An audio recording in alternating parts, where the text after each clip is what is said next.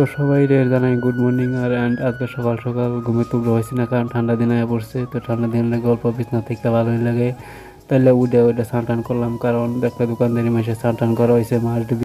এখন লাইফের মধ্যে একটা কাম যে সকালে ঘুমে তুলে রেডি হওয়া, রেডি স্নান টান করে হেরার পর রেডি হয়ে গেছে ধোয়ানোর কারণে এটাই আমার লাইফের মধ্যে চলতেছে, আর অন্য কোনো কাম নাই।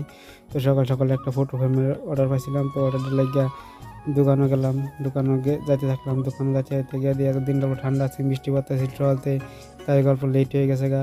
লেট হলে কি আর কিছু। তো আজকে সকালতে পুরো ঠান্ডা ঠান্ডা, পুরো বাতাস একদম। 3 দিন ধরে বৃষ্টি পড়তেছে সারাদিন। তো আজকে সকালে দোকান খোলা হয়েছি না, তাই এখন বিহালে দোকান খোলা যাইতেছি। তো দোকানকে দেখি কি হয় না হয় আজকে।